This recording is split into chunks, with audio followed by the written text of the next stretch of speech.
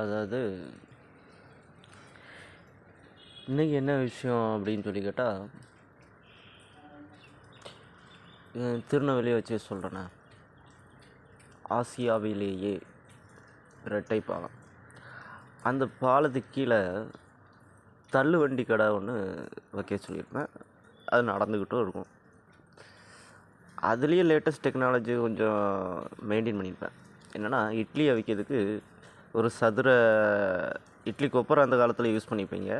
அதே லேட்டஸ்ட்டாக நான் வந்து டெக்னாலஜிக்கல் ரீதியாக கொஞ்சம் உருவாக்குனது, ஒரு சதுர பெட்டி மாதிரி ரெடி பண்ணிட்டு ட்ரே மாதிரி வச்சுருப்பேன். ஸோ அந்த சதுர அது வந்து இட்லி கொப்பரை மாதிரி, அதில் நிறைய இட்லியை அவிச்சு மக்களுக்கு விநியோகம் பண்ணுற மாதிரி சிஸ்டத்தையும் வச்சுருப்பேன்.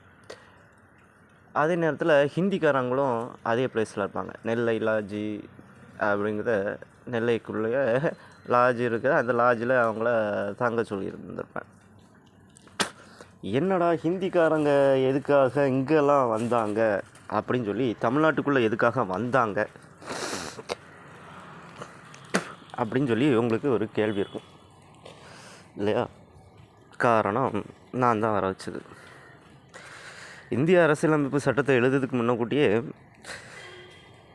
28 ஸ்டேட்டுக்கும் என்னென்ன வேலை கொடுக்கணும், என்னென்ன ஒர்க்கபிள் கவர்மெண்ட் ரீதியாக, இதெல்லாம் வந்து ப்ரைவேட் ரீதியாகவும் இருக்கக்கூடிய சிஸ்டம்ஸ்.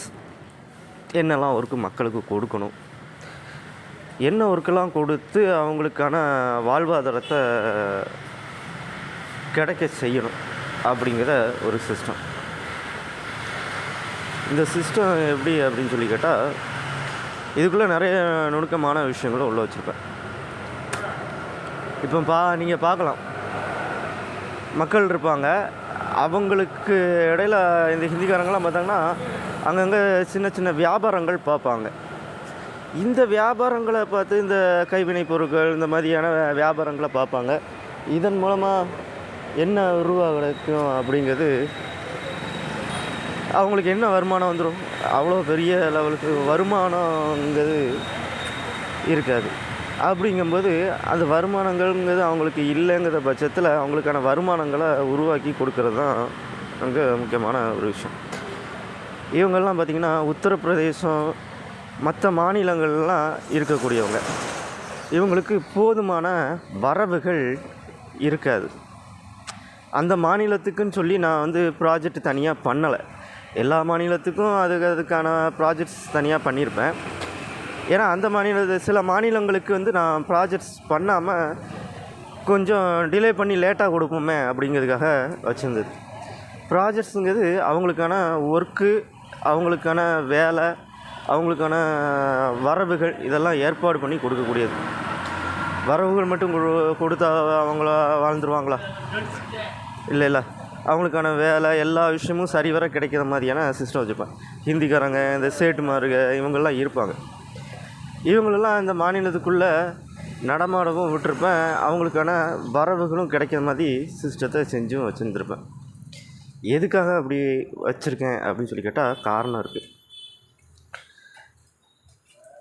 இதில் பார்த்திங்கன்னா அவங்களுக்கு தனிப்பட்ட முறையிலையும் சம்பளம் கவர்மெண்ட் ரீதியாகவும் கொடுத்துட்ருப்பேன். கவர்மெண்ட் ரீதியானா அவங்களுக்கு ப்ரைவேட் ரீதியாக கிடைக்கிற மாதிரி, நீ இந்த பொருளை கொண்டு போய் வியாபாரம் பாரு, இதில் வரக்கூடிய வருமானத்தை எனக்கு அனுப்பு, உனக்கு சம்பளம்னு சொல்லி தனியாக தாரேன் அப்படி சொல்லியிருந்திருப்பேன்.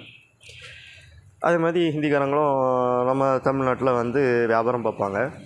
பார்த்துட்டு அவங்களுக்கு சம்பளம்னு சொல்லி தனியாக போகும். அவங்க விற்கக்கூடிய பொருட்கள் எல்லாத்துலேயும் ஒரு முதலீடு பண்ணி அவங்க அந்த பொருளை விற்றுட்டு அந்த ரூபாயை என்னோடய அக்கௌண்ட்டுக்கு அனுப்ப சொல்லியிருப்பேன். அவங்களுக்கான சம்பளம் சொல்லி தனியாக ஸ்பெசிஃபிக்காக அனுப்பக்கூடிய மாதிரி வச்சுருப்பேன்.